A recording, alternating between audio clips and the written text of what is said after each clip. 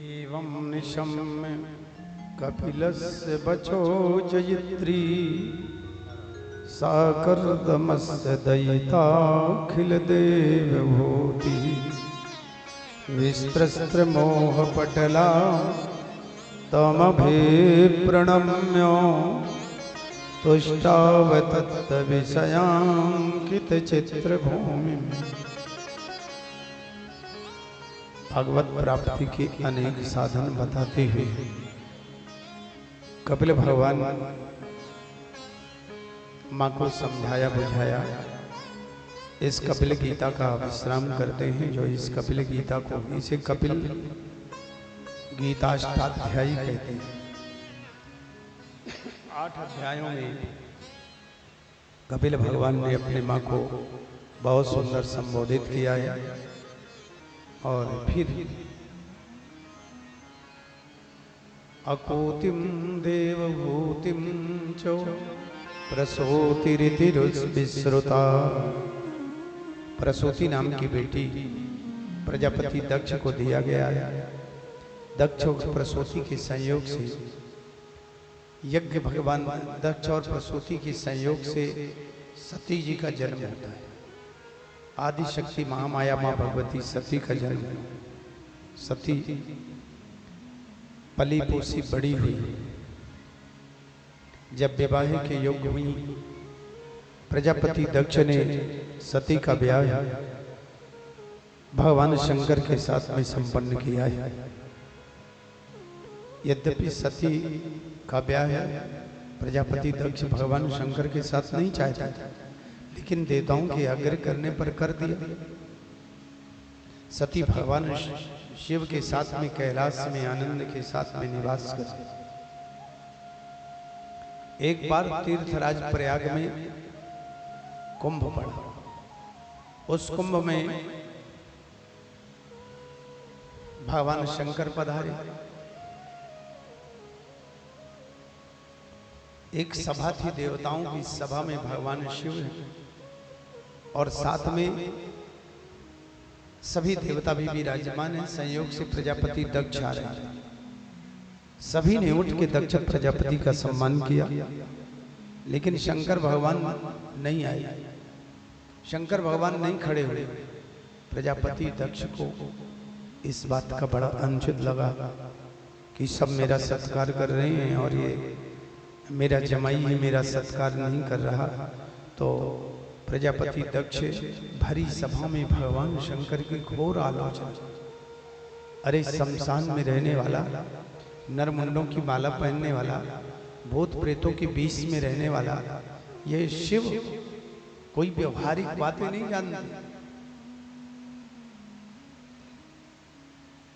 और प्रजापति दक्ष ने श्राप दिया कि आज से भगवान शंकर को यज्ञों में कोई भाग नहीं दिया जाएगा।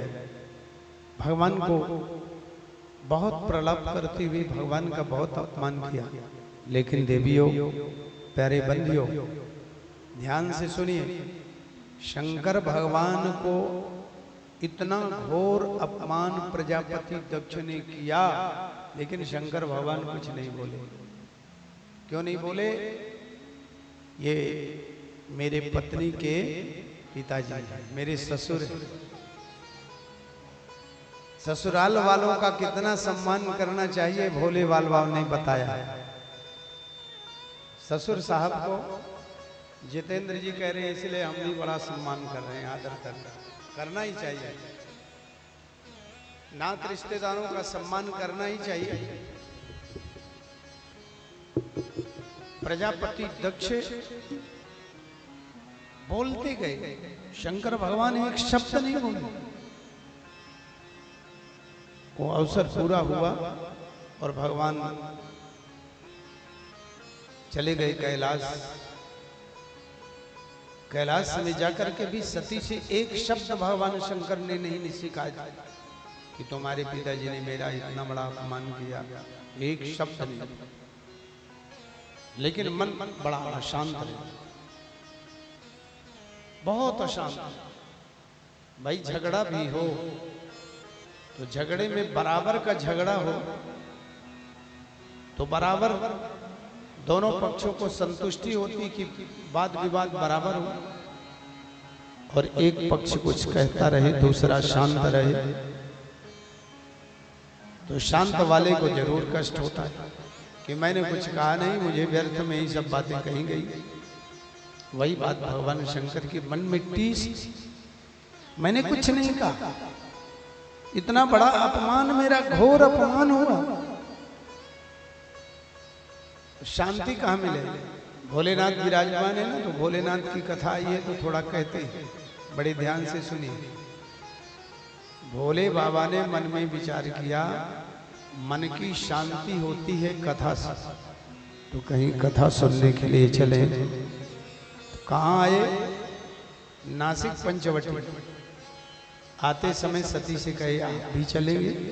सती ने भी स्वीकृति भरी और आई। देखो कथा का कितना बड़ा महत्व है। आप सब लोग जगह जगह से आए यहाँ कथा सुनने के लिए, दर्शन कर रहे हो, कथा सुन रहे हो। और शंकर भगवान कहाँ से आए थे? कैलाश से आए थे, त्र्यंबकेश्वर नासिक, वो भी ज्योतिर्लिंग है, वहां कथा चल रही। आप लोग भी ज्योतिर्लिंग में कथा सुन रहे हैं। मानसी में बाबा जी लिखते हैं, एक बार त्रेता युग माही, एक बार त्रेता युग माही, एक बार त्रेता युग माही। शंभु गए कुंभ ऋषि पाही,